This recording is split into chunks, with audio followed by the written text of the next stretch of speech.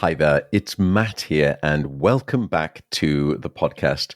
And I want to welcome back to the podcast the legend that is Dr. Chris Barnes. He is the world leading authority, at least at least he is in my eyes, on sleep, business, corporations, productivity, all things real world work related. For those who may not have heard it before, Chris is the renowned Michael G. Foster Endowed Professor of Management at the Foster School of Business at the University of Washington. And you can follow him, which I implore you to do, on Twitter. He's got some great content there. He is at Chris24 Barnes. That is Chris 24 Barnes. Chris, welcome back to the show. Thanks, Matt. Glad to be back. In the first series that you and I did, we focused on sleep and the employee themselves. Here, I want to do a little bit of a different take. I want to think about it more so from the top down level rather than sort of the view from employees looking up to the higher level management and organization, and specifically focus on how sleep impacts not just the individual, but also an entire business, an entire corporation. How does it impact business leaders, entrepreneurs, the bottom line? So, what I've certainly understood from reading all of your work is that sleep in the workplace is not unidirectional. Yes, sleep impacts the individual, but it's perhaps a no-brainer that sleep also then impacts the corporation themselves. But maybe some people would then say, okay, I can tell you how my lack of sleep when I'm in my work and my job causes me problems, but they may be more challenged to understand exactly how a lack of sleep could be assumed to impact the higher level structure of a business and corporation. Can you just give our listeners some sense to kick the ball off as to how they should think about or appreciate how that impact plays out? Sure. I should admit that I kind of stumbled into this particular line of research almost unintentionally. I was a few years into my career as an academic, and I had published several papers which provided evidence that when employees are sleep deprived or suffering poor quality sleep, that they are less effective employees, that their sleep influences their work. And after several of these papers, the journal started saying, okay, Chris, we get it. People are not as good as employees when they are sleep deprived. What are you doing that's new here? So I had to kind of think, in what direction am I going to take this where I can still focus on this really important phenomenon, but add a bit more novelty to the literature? I settled on the idea that, okay, so far my research is focused on how my sleep influences my own work, but is it possible that my sleep influences other people's work? And so the natural place to start when asking that question is with leaders. Here I use the term leadership broadly to refer to anyone who has subordinates. Anyone who has direct reports would be considered a leader, to include executives, CEOs, but also frontline leaders as well. And so the first project in this particular program was to start with what I thought was the most obvious place, and that is to look at jerky bosses. So there's a concept in the And management that's literature. jerky, by the way, not in the sense of physicality, but in terms of their personality. Yes. The technical term in the research literature is abusive supervision. But if people ask, what is abusive supervision? It is essentially a jerky boss who maybe yells at you in public, undermines you in front of your colleagues, those sorts of things. Some of us have unfortunately had that experience of having a jerky boss. That's what we're talking about here.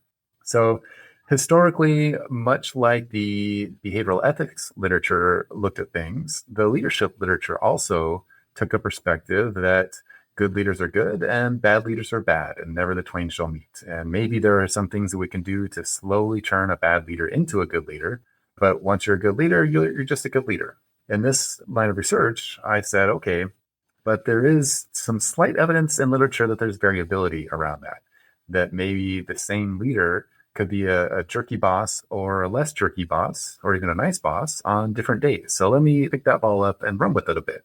So in our 2015 paper, my colleagues and I examine the effect of the boss's sleep on their abusive supervision directed toward their subordinates. Hmm. So this was a field study with 89 leaders. This was conducted in Italy, 89 leaders in Italy across a broad variety of industries and occupations, and then 200 or so of their subordinates. So we had daily self-reports of sleep from the leaders, and then we also had daily reports from the followers about the behavior of their leaders and also about the work engagement of the followers. So largely consistent with our findings, we found that the leader's sleep predicted their self-control at work the next day. So in this case, a poor night of sleep meant worse self-control the next day for that leader. And when leaders have poor self-control, they're more likely to lash out towards their subordinates. So this led to greater levels of abusive supervision on any given day. And as a result of the experience of that abusive supervision, the followers were lower in work engagement. So essentially the chain here is that leader sleep ultimately influences follower work engagement through those intermediate steps of leader self-control and leader abusive supervision. So for me, this was a kind of a big aha moment that sleep has a broader impact than we generally tend to appreciate. I think a lot of reasonable people would say, yes, if an employee is sleep deprived, they are going to be worse at work in many different ways. And so now we're starting to say, okay, one person can be sleep deprived or suffering poor quality sleep in this particular paper. And that can have impact on lots of other people. They're experiencing bad outcomes, even though they're not the ones who had a bad night of sleep. So I think that kind of broadens the scope here of what we're talking about. Isn't that remarkable that we suffer the decisional consequences and the blast radius of a boss's underslept status? That's, I mean, it's stunning. I mean, it makes sense considering how we know we become emotionally irrational, that we almost have the emotional stability of someone who's 4 or 5 years old when we're not sleeping well. And you just think, okay, that's the individual. When you've got a superordinate node, like a boss or a CEO, it can have manifold downstream cataclysmic consequences. You know, it's almost the reverse Archimedes lever, where you change this one thing and all of the other things improve for the better. This is the exact opposite. Were you surprised by that? Did you think, it's probably not going to really play out in that way? There are many research projects where I have hypotheses, but I have medium or low confidence in those hypotheses. This particular study, I was pretty confident that the data were going to support the model just because of the rich literature that we already have about sleep and emotion regulation and tying that into a very rich and well developed literature on emotions and leadership. This felt like picking some low hanging fruit that worked out in a way that was consistent with what the predictions would be. And I think has pretty important practical implications as well. Something else that I know you've spoken about regarding this sort of transmission on from an underslept boss to the employees is not just about how dislikable and unpleasant they are, but also just about their general nature and their charisma. And you think about some business leaders, and people often say, what makes them this renowned person in history who was an incredible CEO and leader? Many of them will say it's about them being not just a visionary, but a charismatic visionary, that you can have people who have fantastic ideas, but if they lack any sense of charisma, it's probably not going to transact into a successful business. Say a little bit more about that notion of the relationship between a lack of sleep and charisma. Yeah, so continuing this line of research, then my colleagues and I started to focus on how does sleep influence the relationships between leaders and subordinates, as well as their ability to inspire. And so, kind of following on from the sleep and abusive supervision paper, Cristiano Guaralana and I had a paper in which we examined what we call leader-member exchange, which is the technical term for the quality of the relationship between leaders and their subordinates. This was a neat study in which we were able to, well, Cristiano was able to find a sample of newly assigned leader and subordinate dyads. So imagine you have a brand new boss you've never worked with before. We were able to catch them at the beginning of that relationship and then follow them for, I think, 4 or 5 waves of surveys across a 3-month period. And we found that sleep deprivation was an important predictor of the quality of that relationship. So leader sleep deprivation led that leader to engage in more hostility towards subordinates. And then the subordinates who had that experience then felt that their quality of the relationship with their boss was of poor quality. And vice versa. When subordinates were sleep deprived, they expressed more hostility towards their leaders, and the leaders perceived the relationship to be of poor quality. What I thought was interesting about this particular paper is that it was a little bit like alcohol impairment, where someone is impaired by alcohol, but they're not really aware of how impaired they are. We sort of found an analogy here in that leaders who were sleep deprived did not think their relationship was any worse with their subordinates. So the subordinates are saying, yes, our relationship is worse. There's this hostility coming my way. I don't like it. But leaders did not see any relationship between their own sleep and their own perceptions of the quality of their relationship with their subordinates. So there's this lack of awareness about how their sleep deprivation is harming that relationship that allows it to keep persisting over time. And vice versa, the subordinates were not aware that their own sleep deprivation were undermining the relationship quality as perceived by the leader. It's one of the, I think, more dangerous aspects of being underslept is that you are probably the person who is least able to judge whether or not you're getting sufficient sleep. And this is a great example of that. And just to circle back around in that study, when you were looking at the bidirectional notion, when a business leader had not had enough sleep and the employees could sense that the level of spirited charisma was lacking, and then vice versa in terms of disgruntled behavior. In both of those situations, neither the CEO nor the employee, just as an example, they didn't know anything about, let's say, the sleep of the business leader from one night to the next to the next. All they Well, knew was that it was evidential in the behavior of that business leader from one day to the next to the next. Is that right? That they were blinded to the sleep? yeah, so the subordinates can see the hostility most clearly, which is a consequence of the sleep deprivation. And the subordinates can guess how much sleep their boss is getting, right? There are some Oh, cues in our voice, in our faces, and all that, yeah. but it is still just a guess. The next paper in this program of research, which focuses more specifically on charisma as a way to influence subordinates, we examined a context in which we assigned leaders to give a speech. And then we had third-party evaluators evaluate the charisma in that speech. And so those people were assigned to the follower role, and then the speakers were assigned to the leader role. So this one was done in the research laboratory rather than in the field. And we sleep deprived half of the participants by a little over 2 hours per night. So it's a partial sleep deprivation protocol. So we had these people come into the research laboratory and we asked them to give an inspiring speech. I think the role was pretend you are a student body leader and it's graduation time and now inspire these students who are your followers. So we found that in the sleep deprivation group, those leaders engaged in less deep acting. Deep acting is where you try to change your underlying emotions to be more positive. And if you think about charisma, the most common path to charisma is this display of optimism and excitement that can then Mhm. become contagious and excite other people as well. So when people were sleep deprived, they did less of that and they were seen as less charismatic as a result. And if I remember correctly, those 2.2 hours of sleep deprivation led to a decrement of about 10% in charisma as perceived Wow. by blind coders. And then because leadership is a two-sided coin, I also like to look at the subordinates as well, right? That was a theme across the previous few papers as well. So in this one, we had a second study in which we applied the same partial sleep deprivation protocol to subordinates rather than the leaders. So then we presented those subordinates with the same set of videos with the speeches from the leaders. So the leader speeches were then held constant in study 2, but the sleep was manipulated of the subordinates.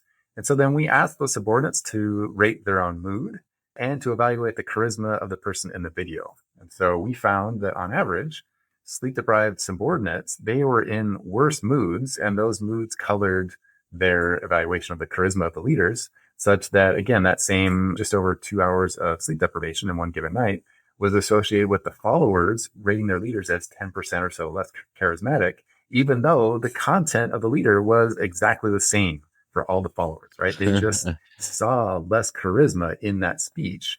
And I think this kind of maps to what you might expect in a real world setting. If you go to work, you're sleep deprived, you're tired, you're just trying to make it through the day. And now your leader comes and gives you a rah rah speech. Yeah, let's do it. Rah rah rah. And you're like, no, not right now. I just leave me alone. I'm too tired for this. We kind of saw that play out in this particular study as well. It is unbelievable that 10% number. If you just came along to them and said, I know you're good, you're a successful leader, but I can take you to the next level. There is this new medication I can give you, and you'll wake up tomorrow morning and you will be a full 10% more charismatic. Are you interested? I would love to do the study now, which is to say, then how much would you pay for that? Would you pay, let's say, $1 a night to have that benefit? $2 a night, a It's month? kind of even better than that because there's a whole industry of coaches for executives. And coaches might engage in many things, but one of the things that coach might engage in is some training to help someone become more charismatic. And coaches might cost tens of thousands of dollars per year. And so some of these leaders are spending, maybe tens of thousands to become more charismatic. And if they get 10% improvement in their charisma, that's probably a really, really good outcome from coaching. Yeah, anyone who's And we can advertising say, that as a coach to say systematically across, in a study, I consistently improve people's charisma by 10%, they would get an enormous amount of business. Why doesn't sleep have that banner? Which is yeah, really exactly. For those who are struggling with sleep, one recommendation that I often provide and that I've written about in my book is meditation. Now, total transparency, I was a complete skeptic at first. I thought it was all just a little bit, but the data was really strong.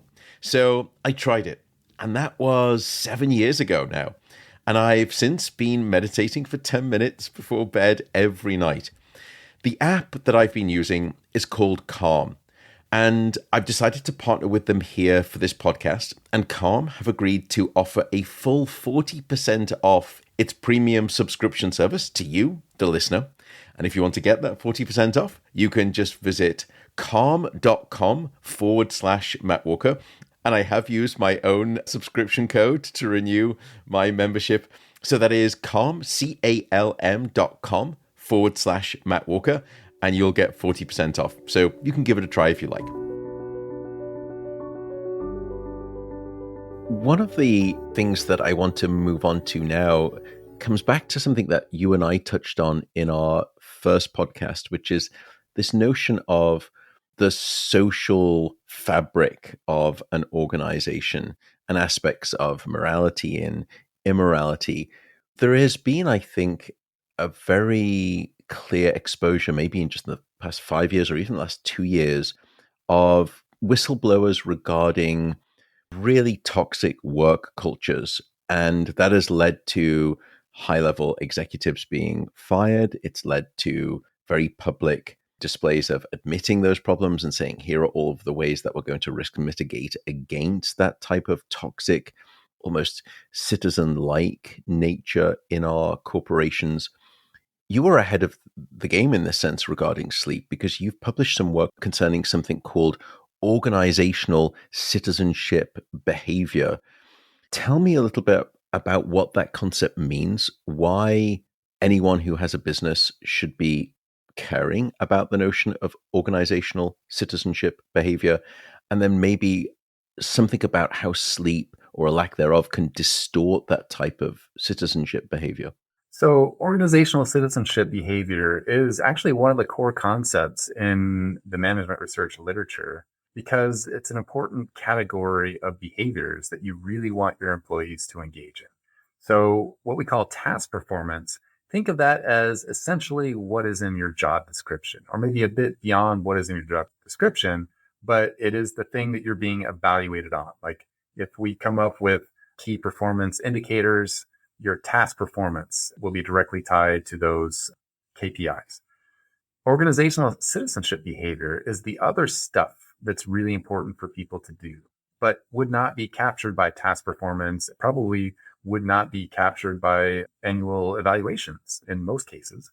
So if I pause my work to go help a colleague do their work, right? That's not part of my task performance in most cases, but that is really helpful to my colleague and ultimately helpful to the organization as well when I engage in that helping behavior toward my colleague. If we have a rookie that's added to the group, someone has to help that person learn the ropes, not just train them on their job, right? Maybe there's someone who's specifically assigned to train them on their job. That's part of their task performance, but also to socialize them into the group, help them become a part of the work unit from a social perspective. All these other little behaviors that are not tied to someone's performance evaluation, but which are still critically important to the functioning of the work group and ultimately the organization. That's what we mean by organizational citizenship behavior. So in a paper of mine from 2013, my colleagues and I examined the relationship between sleep and organizational citizenship behavior as being something that's distinct from the effect of sleep on task performance. Ultimately, those two effects are in parallel. They work the same way. And that when people are sleep deprived, they're less likely to engage in those extra behaviors that are not specifically assigned to them as task performance. So that helping behavior towards someone who's kind of overwhelmed. If you're sleep deprived, you say, hey, look, man, I have my own job. I'm just going to focus on that. I just want to get through my day. But if you're more rested, you're more willing to pause a little bit on your own work, help them out, figure out their difficult problem, or maybe even just chip in towards their workload before coming back to do your own job. That kind of behavior is especially likely when you get the sleep that you need. So there are these broad effects beyond just task performance as well.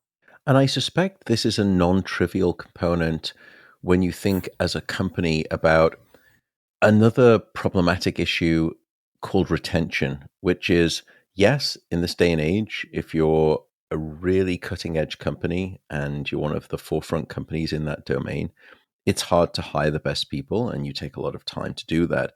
But once you've hired them and you've trained them, firstly, organizational citizenship behavior is going to be a part of that, just as you described. It's also critical and hugely costly if you can't to retain those individuals. And I can well imagine if people say, I do like what I'm doing as a profession, but the environmental workplace, the atmosphere of it, the sort of personality of it, which in some ways is part of that organizational citizenship, is just not great. It's pretty miserable versus someone else who says, I had a great offer, but I just love the people I work with. They're always supportive, they're always helpful. I've got their back, they've got mine. I could well imagine, and I know that it's not yet been studied, but as a leader, retention versus turnover is a big deal. Part of having good retention is probably about having a good personality to your corporation. And here, sleep matters once again. On this topic of retention, I haven't seen very much research directly examine the link between sleep and turnover, but there is a clear body of evidence from Brent Scott, as well as a paper of mine, which shows that sleep is an important predictor of job satisfaction. So people like their jobs more Interesting. when they're getting the sleep that they need, when they're getting good quality sleep, sufficient sleep. They like their job less when they're not sleeping enough, when they're not sleeping well. And that's above and beyond whatever characteristics of the actual job, right? What tasks you're doing. Those obviously have an effect as well. But above and beyond those, sleep is an important predictor of job satisfaction. And we know from the turnover literature that job satisfaction is one of the key predictors of whether or not you remain in a given job over time. There are many other predictors as well, but liking your job is one of the key steps towards retaining you. So turnover is expensive. If you want to avoid that turnover, then keeping your employees happy and healthy makes a lot of sense, but also making sure they get the sleep that they need. And you might not be able to force them to sleep, but at the very least, you can get out of the way of the sleep that they need. Speaking about costly decisions and saving money, you published a telling article, gosh, I think maybe 2 or 3 years ago, that speaks to why companies may be losing money on their underslept employees, centered on the issue of safety errors within the workplace. And I'm sure when people hear that, perhaps they just think, oh, it must be about people operating heavy machinery. That's the only relevance here. And maybe I and they are wrong in that. But tell me a little bit about the notion of safety errors and what you've discovered regarding sleep, and then maybe even any practical frameworks that you've then consequentially developed for a company to try to lower that risk. Well, in industries in which danger is something they have to face inherently in the work of that industry, there's a lot of attention and interest towards sleep. There's a rich body of literature to sort of attend to that demand. And so a lot of that literature is really clear that when people are sleep deprived, they're more likely to make errors that result in accidents and injuries.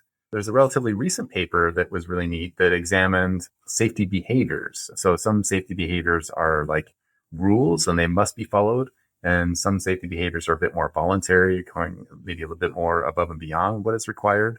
And both of those behaviors tend to decline when people are sleep deprived. And so when people are not putting in the effort required for these safety behaviors, that puts them at risk. And then sooner or later, those accidents and injuries tend to happen. My paper, which is most relevant to this, is actually back from my days as a grad student. Dave Wagner and I examined transitions into daylight saving time in the spring and the fall. So we sort of utilized that as a natural quasi experiment. So essentially, the United States and something like 70 other countries around the world, we do this voluntary exercise in sleep disruption twice a year, with the spring being especially problematic, right? So when we switch our clocks in the spring, we take an hour out of the day. So we find that on that Monday following the change to daylight saving time in the spring, people go to work with somewhere around 40 minutes less sleep than they would on comparison days. That loss of sleep, which is probably somewhere between 40 and 60 minutes, you would think that that's not really that big of a deal. People miss an hour or so of sleep here and there. We wouldn't expect that to have a meaningful impact on safety outcomes.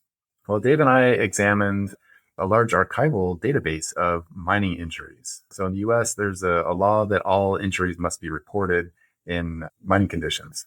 And so over, I think it was a 25-year period with 500,000 mining injuries, we found that on what I call a sleepy Monday, which is the Monday right after the transition to daylight saving time in the spring, mining injuries went up by 5.6%.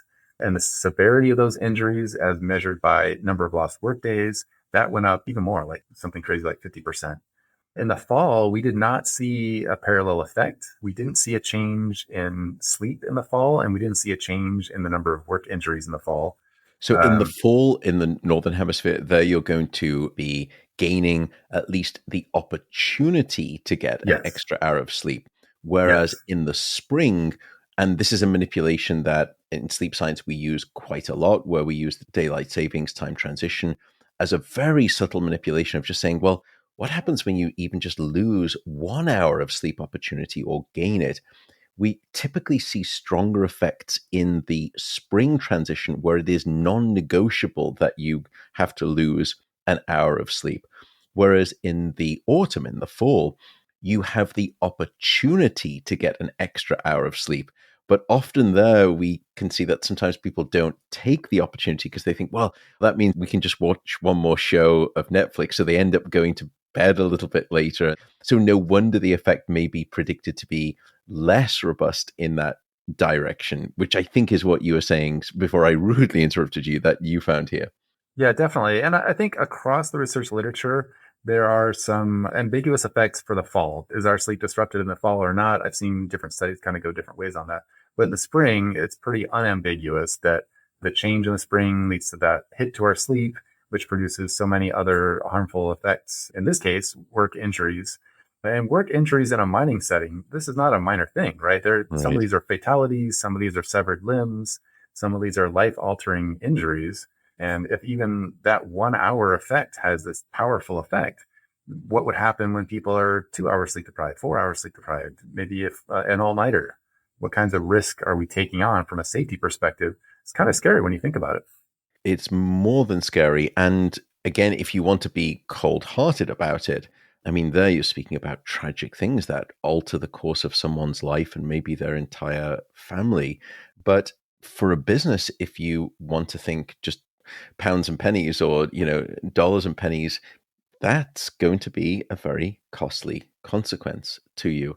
Something else that you've covered in this area of the impact of sleep on work consequences that helped me really reorganize the mental furniture on my operating deck was not just thinking about the workday and sleep, but You also describe a framework for how businesses can think about sleep in the full 24-hour period, in the full cycle of 24 hours. Essentially, what is called, and I think this is how you describe it, work, non work, and sleep, and a framework that is about sort of WNS, which is work, non work, and sleep. Tell me a little bit more about where that concept came from and how you've explored it and how business leaders should think about now just the full 24-hour clock face and the interaction, not just of work and sleep, but of work and sleep and also non work. So this is definitely a topic where I've taken nibbles around these concepts of work, non-work, and sleep. But really, Tori Crane and her colleagues put it together in sort of an integrative model that pulls these ideas together in a way that works really well, where they indicate that these domains of work and non-work, and typically family is a big portion of that non-work domain, they bleed into each other. They're not totally isolated, independent domains. So the sleep that you get, that influences the energy and the moods that you have, and you take that energy and those moods into the workplace. And your experiences at work influence your energy and your anxiety and your rumination and your excitement, and you bring those home, and that influences the way you interact with your family. And then, of course, your interactions with your family, those influence your energy and your moods and your anxiety and other physiological aspects, which bleed over to determine how you sleep. And so there's this cycle on a daily basis. We move through these domains in a very interdependent and ultimately holistic manner in which we should care about our employees while they're at work. We should also care about them while they're outside of work, not just because we care about them as human beings, right? That should be enough. But even from a pure, heartless, business based perspective, we should care about their lives outside of work because that influences the way they work, the behaviors and the energy that they bring to their workplace, and ultimately whether or not they're their best self at work that day. A sponsor of today's show is Inside Tracker, which is a service that comes out to your home and they will analyze your blood and your DNA to know precisely what is going on inside of you. Hence the name Inside Tracker. They look at your blood, your metabolic signals, your hormonal health metrics, and then they give you a personalized, actionable set of lifestyle changes in response to that readout. And the goal there is to improve your health. I was looking and informed they have some new cardiovascular and new hormonal biomarkers that I'm particularly interested in. One that I'm focused on is something called ApoB, which is an absolutely critical heart health measure. And I get it done now with them somewhere between 4 to 6 times a year. Why? Well, my family unfortunately has a strong history of cardiovascular disease, so I am checking that pretty ruthlessly. And by the way, I do buy the product myself out of pocket. I don't want to fall prey to any of those trappings and undue incentives. Although, with full admission, I still use my own discount code that you can use to get some money off. And that code for you is insidetracker.com/Matt Walker. So just go over to insidetracker.com/Matt Walker. And again, if you want to get that discount, it is insidetracker.com/Matt Walker. Thanks very much. So, from that, if business leaders want to, I mean, should they care about that? If they want to care about that, is there anything that they can do to quantify that or any strategies that they can implement? And maybe that's an unfair question because, it's only recently that you and others have really started to formulate exactly what that narrative is between these three interplaying forces of work, non-work, and sleep. The easy way out that leaders can take is to say, well, I only control the environment of the employee while they're at work. The rest of it is outside of my purview. So I toss up my hands and say, it's up to them. I would say that's a short-sighted perspective, and that there are things that we can do in the workplace to aid employees outside of the workplace in order to gain some benefits back in the workplace. A few examples of this, which are very much relevant to the topic of work family conflict. One is maybe relatively expensive, the other one maybe less so. The potentially expensive one would be on-site daycare, or at least some version of daycare, which makes things a little bit easier for the employee. Here at University of Washington, we have like semi-subsidized daycare. It's like slightly cheaper, but it's also located in convenient locations. It's almost impossible to get a slot in the daycare, but once you do, and I've been fortunate to get these slots, then it makes drop off and pick up of the kids easier. In some contexts, maybe even someone might hop over and spend their lunch hour with their kids. And so get some family time during an hour in which they would otherwise maybe just be sitting on their own for lunch or hanging out with work colleagues. So on-site daycare can be one way in which you can minimize the degree to which people experience work-family conflict, and that can circle back around to have workplace benefits. And whether or not that's expensive kind of depends on how much the expense the organization is willing to bear. I don't think the University of Washington bears a huge expense there overall because the majority of that expense is borne by the employee, but there definitely is some subsidization there. Another thing that organizations can do is to implement flex time. So as we mentioned in our last session, people have different chronotypes, right? Different circadian patterns. Some people are larks and they like to wake up early and go to bed early. Some people are owls and they like to stay up late and wake up late. Historically, we've just given people a fixed schedule and said, these are your work hours and it doesn't matter what your chronotype is. This is when you're going to do your work. So we know that if we give people flex time, we allow them the ability to align their work with other factors in their life. So they can better align their work schedule with their circadian rhythm. We know that that will be good for work outcomes. I have some research on circadian alignment and misalignment and how that influences work outcomes. And it also influences their ability to meet their family demands. So kids have school schedules. People oftentimes have to provide care to their elders, and that has to follow certain schedules as well. And so if we give people flex time, we allow them to wiggle their schedules around these other domains in a way that everything can fit better. So we know from the research literature that when we give people flex time, their job satisfaction goes up. These are beneficial to the employee and to their employers. Where this goes off the rails is the stereotypes that we have. So my colleagues, Sam Yam and Ryan Fair and I have a paper from 2014 in which we examine the way in which people implement their flex time as influencing the way they are perceived at work. So we examined whether people use their flex time to start their day early or start their day late. So presumably this would be a good thing. If someone starts their workday late, that might be because they are an owl or they have school transportation duties or something like that. So they should be able to do just as good of a job starting their day late as they do early.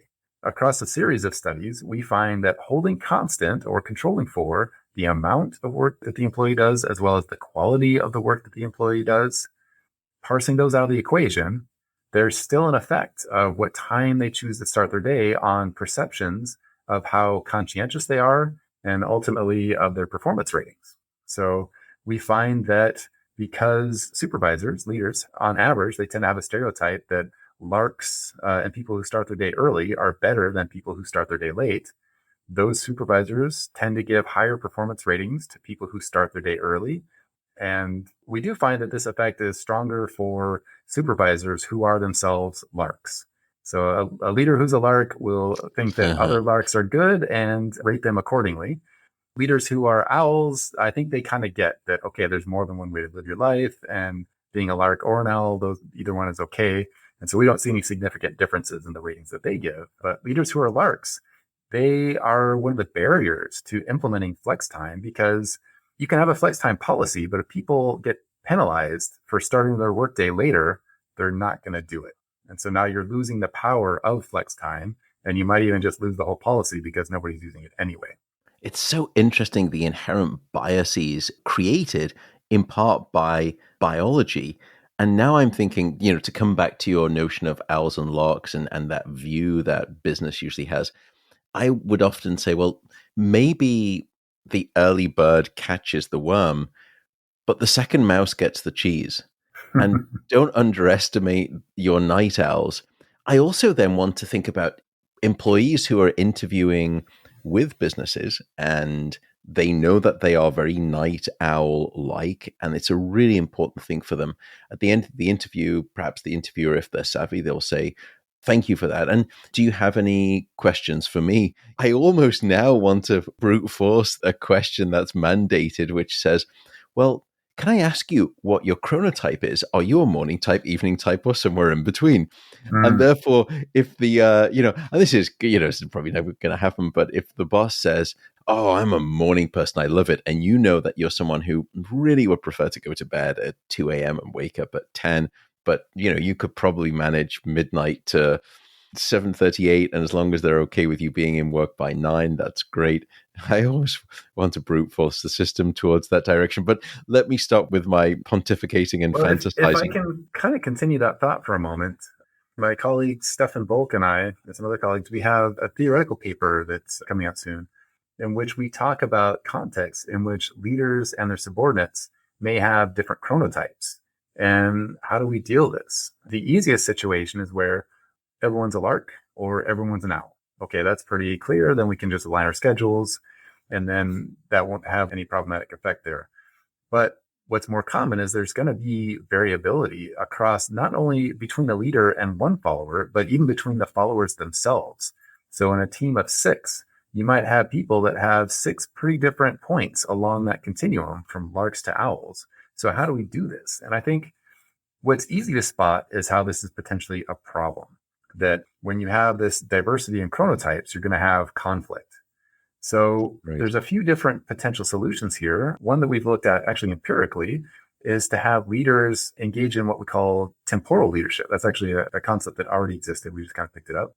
And so these leaders can say, okay, I need to manage time as well as people. And so now I need to think through what's the best time to give people these different tasks. How do I schedule a few meetings that work well across these different chronotypes? And so when teams engage in this temporal leadership, we see a reverse in the effect of chronotype diversity on team creativity. So when leaders don't do that, a diverse chronotype team tends to be less creative. But when a leader engages in this temporal leadership, we actually see that the diversity of the chronotype of the followers leads to more creative Mhm. outcomes. A separate Hashtag paper sleep always wins. that so that's the empirical paper. The theoretical paper that Stefan Bulk and I have examines the possibility for, think of it kind of like passing the ball. The other analogy that I've seen is with dolphins, right? So dolphins, they're always in the water, but they are air breathing creatures. And so they can never really sleep the way we think of it sleep because they would drown, right? They're not at the surface breathing air, they will drown. And so their solution is to sleep half of their brain at a time. I think it's a bit more complex, but to simplify it, I think that's what happens. We can do something similar with teams. So leaders have their chronotypes. Maybe this leader is a lark and they have a subordinate who's an owl. So there are some problems there, but there are also opportunities, right? So if I'm the leader and I'm a lark, I can do some work on the task, make some progress. And then as I'm starting to wind down and lose effectiveness, I can pass the ball to my subordinate who's an owl. And so they can pick up the ball and they can run with it for a while. And then they're ready to pass the ball when they go to bed. And then it's not long before I pick it up again in the morning. And so this passing the ball solution is kind of similar to the dolphin sleeping half of their brain at a time. And it can keep that ball moving in a way that's not possible if we all share the same chronotype. Perpetual motion efficiency within a business. Embrace chronotype, stop rejecting it. Yeah, that chronotype diversity can be a good thing under certain contexts and if we manage it properly. And I'm sure with businesses, sometimes they'll think, well, okay, this is a problem. We've got an issue. Sometimes the solution is, why don't we turn the issue into a solution? And that's exactly what you've just described. What I want to try and do now is take a step back, maybe even open up the aperture of the lens on this, because it's not only about businesses, but of course, governments will strongly dictate within each country how a business operates. They will apply certain rules, regulations. They will encourage certain possibilities for businesses to enhance growth. And if you look at countries and quote unquote how powerful they are or desirable they are, the bottom line will often matter to a government in terms of how healthy the economy is. And I've had the infrequent opportunity to sometimes speak to heads of state and see if I can try to convince them as to why they should pay attention to sleep from a financial and whole countrywide economic level. And there was a report that I don't even remember if you were the person who brought my attention to it. And if you were, thank you, by someone called the Rand Corporation, which, as I understand them, they're an independent assessment survey company. And they, back in, gosh, you'll remind me when, they looked at the impact of a lack of sleep on global economies across the world. And the findings were stunning. And they really impressed, I think, upon anyone listening exactly how costly a lack of sleep is, not just to an individual company, but to an entire nation.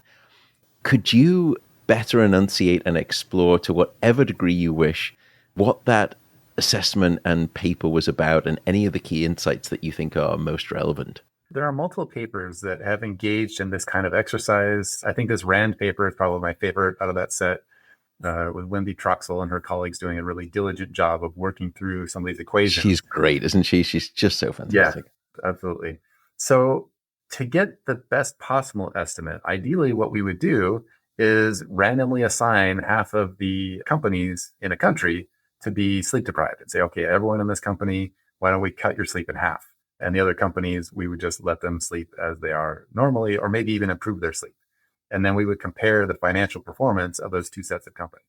Obviously, that is not a study that we will see in our lifetime, probably ever. So, what we have to do instead is kind of go bottom up and look at the effect that sleep has on other outcome and then kind of add up the costs and try to come up with a guess of the total aggregate costs of sleep deprivation or insomnia, poor sleep quality, these sorts of things, in order to get a total overall guess. And so these are guesses, and I'll talk about some of the limitations and what I think about the guess after I've kind of walked through some of the steps here. So I think what's strong about these estimates, including this one by Rand, is that they focus on nice, tangible building blocks. So one of the building blocks they look at is absenteeism. So absenteeism is where you don't show up to work. You're scheduled to work that day, but you don't show up. Usually it's because of illness. And so presenteeism is a similar concept where someone is ill, but they show up to work anyway, and they're just less effective at work that day. So they focus primarily on absenteeism and then figure out what is the value of an average lost workday? What's the monetary value of that workday? And there's some guesswork involved in that, but it's pretty solid estimation about the value of one lost workday for one average worker. And then they examine, okay, how many lost workdays can we attribute to sleep issues? So there's a large literature to draw from there. And so again, you can start small and then add up. And so the number they arrive at there is over 1.2 million lost workdays each year in the United States due to insufficient sleep. And then from there, they build up to, okay, now what's the monetary value across those 1.2 million workdays? So their estimate is $411 billion per year in the US from lost productivity. That's with a B. Yeah, like if the government proposed a new tax of $411 billion, I think there'd be a lot of people throwing tomatoes. But we're sort of voluntarily imposing this on ourselves by not getting enough sleep. So my criticism of this study is, if anything, it's probably a dramatic underestimate. Oh, Necessarily, interesting. You think that's fascinating. I think so, because they're focusing on the things that are easiest to tie a dollar sign to, the most tangible outcome. So it's pretty easy to track. Well, not easy, but of the possible outcomes, it's one of the easiest to find out how many lost work days there are and to say that's the cost. I would say this is ignoring all of the other costs involved. Like, what's the cost of unethical behavior? What's the cost of abusive supervision? What's the cost of low charisma, poor teamwork, of low creativity? None of those costs are included in this equation. So if you add up all of those other costs, I wouldn't be Mm. surprised if this number doubled or more than doubled. Whatever that number is, it's such a staggeringly large number. If we knock a decimal off of it, if we add a decimal to it, any of those options is such a large number that from a strictly utilitarian perspective, this is a large and urgent issue that we should be attending to in order for all of us to benefit. And That amount, just to put it in context for people, and by the way, it's not just about America. I think the report mentioned, as best I can recall, in Japan, the cost on the economy was around $130 billion. In my home country, the United Kingdom, it was over $50 billion of lost, essentially, revenue for the government, which on average, by the way, represents about 2.2-ish% of the GDP of most countries, which doesn't sound like a lot until you realize we're talking about, for the US, $400 billion plus. If I were to come along to the government and say, I've got a very obvious unanswered opportunity where I could either halve the healthcare deficit or I could double the budget for education in your country. Are you interested? They would probably say, okay, I'm listening. You've got 30 seconds. And here we're being conservative, as you say, it's probably an underestimate. That is stunning. The other supporter of this podcast is the electrolyte drink company called Element. Now, it's actually 4 letters, LMNT. I am a bit of an exercise fanatic, and I started buying their products some years ago, really, because of 2 key facts. First is the lack of sugar content.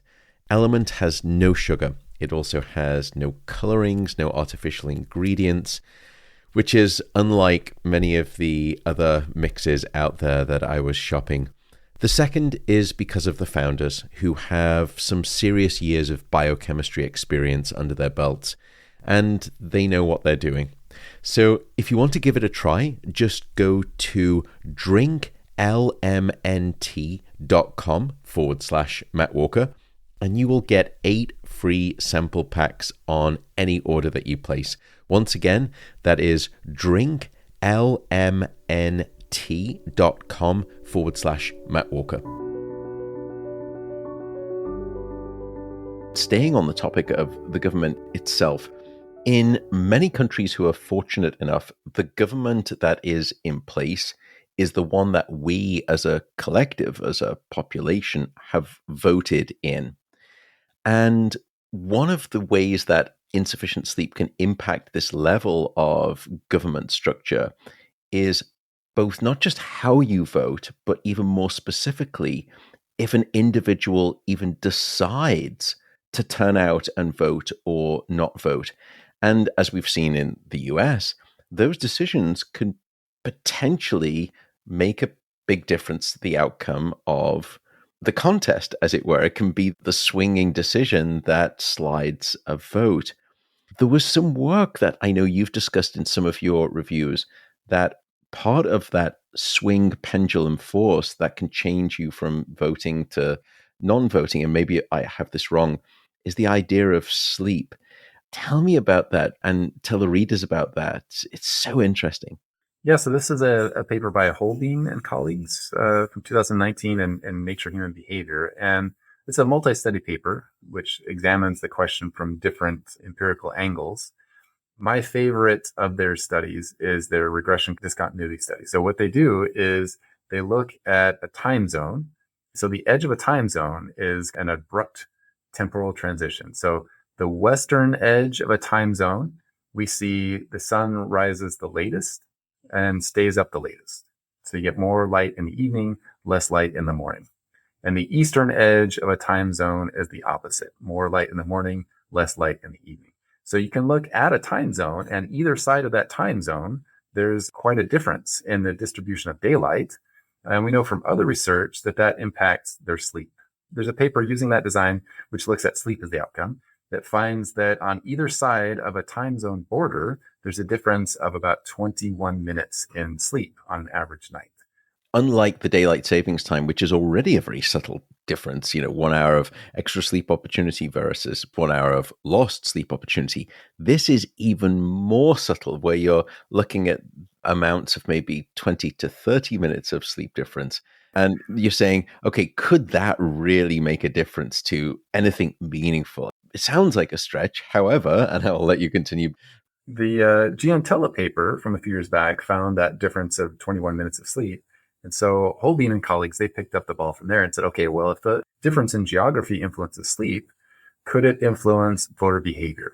And so controlling for a lot of other factors, what they find is that the people that are on the side of the time zone that gets less sleep, they tend to vote less. And the people that are on the side of the time zone that gets more sleep, they tend to vote more. So they have two other studies using very different designs, which find very similar patterns of results, consistent with this hypothesis that sleep deprivation leads to less voting. Isn't that incredible that something as fundamental as that? Again, I've been consistently struck throughout our conversations here, and that listeners will know. Just when you think something is fairly cemented within an individual, here again, that's not necessarily the case. There is wiggle room around that innate trait. It's such a striking find. I think really would surprise people how the contribution of voters to an election result is in part potentially influenced by the sleep. And here we're talking about not too much sleep manipulation. Imagine, and I've often thought about there's probably historical data, even in the past couple of years, where we've now got some companies who quantify sleep, mattress companies or sleep tracking companies. And so you've got that data. It's not usually that open source and available. But then you could look at alterations in voting across different states. You could look at different states in terms of how much sleep that they're getting. Anyway, I'm going clearly in a tangent. I want to bring this to a close now, Chris, because you've been so kindly with your time. And to honor that kindliness, I'm now going to ask a deeply unkind closing question. This is so unfair, but if you, Chris, had, let's say, just 10 minutes in front of the top 20 Fortune 500 companies, and I'm going to say, I'm this bravado CEO, you've got 10 minutes in front of me, tell me 10 key points that you would offer to them of how could they, within the next month, let's make it even more info, within the next month, in the next 10 minutes, tell me maybe 10 or 8 to 10 things that I should do that can improve sleep in my workplace. Off you go. It's so unfair, but tell me about those things. I can work with you on this. So, number one would be start appreciating the business case for sleep. So, there's a rapidly evolving but already pretty large literature to indicate there's evidence that when employees get the sleep they need, they are better employees and you can benefit from that. Number two would be to start talking about the benefits of sleep. Your employees need to hear you say that sleep is important, that sleep is your way to be your best self at work, that sleep is the way for you to contribute your best contributions to the organization, and also for you to live a happy and healthy life. They need to hear you say those words so that it starts soaking into the culture. Number three would be to stop rewarding people for bragging about sleep deprivation and stop punishing people who make time for sleep. So this is the example that you set for the people who follow you, who are in turn leaders for other people, right? So we need this example to cascade down through the organization. Number four would be start planning for structural changes to back up these beliefs. It can't just all be hot air. We have to think about things like sleep friendly work schedules, things like flex time, painful solutions like increased staffing levels. As a little side tangent here, I would say that I had the conversation with my MBA students about how oftentimes increasing staffing is the way to address sleep deprivation. And that's going to be an unpopular solution because a lot of managers manage by spreadsheet and they see staffing as cost. And so they want to minimize costs by minimizing the number of employees. And so we need to make the business case that if you are insufficiently staffed, it's going to create lots of problems to include sleep deprivation, which will cause a lot of other problems. And so we need to be willing to increase staffing levels to address these issues. Now, many leaders are not going to say yes to that solution, but if we can hear this conversation, we increase the probability of them saying yes. So I tell my MBA students, you're probably not going to be able to convince your boss to do that, but someday you'll be the boss, and then you can be the one who makes that decision. Number five would be revise your employee healthcare and wellness plans to ensure easy and effective access to treatment for sleep disorders, and make sure that you communicate this to your employees. We know that when people are suffering from sleep problems, there are lots of resources to help them sleep better that work, that empirically work, both to improve their sleep and to improve their work outcomes. And there's probably really good ROI on this. So we need to make sure that employees have that they know that they can use it and that they start using it. Number six would be to create a sleep friendly infrastructure. And so maybe that means things like nap rooms and nap pods, some sort of easy access to yoga or relaxation spaces. And then again, back up that infrastructure with cultural changes as well. And I think the clearest signal you can send is to use that sleep infrastructure and be seen using that infrastructure. Go use the nap room in the middle of the day and let people see you walking to the nap room. Let them see you in a yoga class or whatever other structures you have to set up to help people sleep. Number seven is create sleep friendly schedules and a norm throughout the organization for trying to implement as sleep friendly schedules as we possibly can, given the boundaries of our context. So this might entail things like don't send emails at sleep unfriendly times. I like the delay delivery function on Outlook. There are other similar tools on other email platforms where you can write the email outside of favorable work hours, but it won't arrive until reasonable work hours.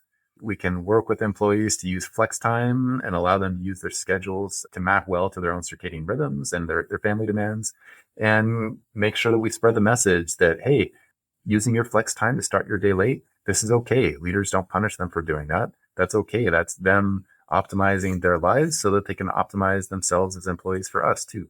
Number eight would be, especially if there's any danger involved in the work, implement a fatigue risk management system. This gets a little bit complicated and technical, but essentially fatigue risk management systems, they have monitoring systems to detect when someone is sleep deprived and maybe even predict when they're sleep deprived. There are medical models that use inputs from sleep schedules and maybe even from wearables. They decide what is the level of risk of something bad happening because this employee is sleep deprived, and then contingencies in place to deal with those instances where there is an elevated risk. How do we change the task, change the team to accommodate and lower that risk? There are lots of different types of fatigue management systems, but a good CEO should be looking into those. And how could I find the right one to fit my organization? And how can we tailor it to fit it even better?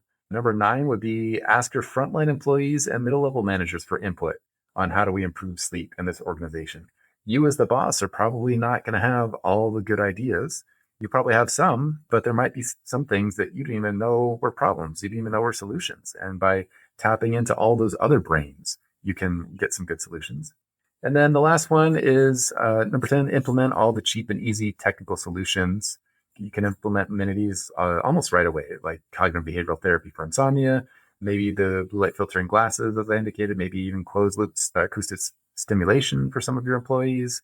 It's a rapidly evolving space with lots of new technologies to help people sleep. Not all of those are validated, so you have to do some homework here, but find the ones that are validated and start implementing those. Those are probably the easiest ones to do in that 1 month time frame. So if they can do that whole list of 10, I think they'll make some major progress in improving the sleep of their employees and ultimately reaping the benefits for the organization as well. You see, ladies and gentlemen, right there, that is Chris Barnes. You are an exceptional human being. And I think you do truly innovative work. And what I mean by that is you're one of those rare special scientists who never thinks inside of a box. And you are, in my mind at least, this thing called an original in this space. So for who you are, for what you do, for all the work that you've published, thank you. And lastly, where is the best place that people can find you? And since this episode is focused more on corporations, we're going to link obviously to all of your things. But if a corporation is interested or employees are interested, where can they learn more about you? Where can they find out more about you? Well, I think probably the best bang for their buck would be to find my TEDx talk on sleep and work. If you go on YouTube, do a real quick search, Christopher Barnes, TEDx sleep, that should pop up. It is Easy to hands find. down an amazing. It will mind blown dot dot dot. Please definitely watch that. I'll add a link to it. I've watched it many times. I've even used it in my sleep class where I've just kind of basically farmed you out, and I've just thought I can never convey this any better than Chris. So for the next 10 minutes, folks, watch this, and I sit down with them. It's brilliant. So sorry. Firstly, your brilliant TED Talk on YouTube, and next. Also, I have a Harvard Business Review article from 2018 titled Sleep Well, Lead Well. And I think that captures a lot of the ideas I have on sleep and leadership. And of course, you can follow me on Twitter at Chris24Barnes, Barnes. And of course, you can find my faculty page at the University of Washington that posts a lot of the papers that I put out and some other things that might be useful as well. Chris, thank you for being here. It's been a blast.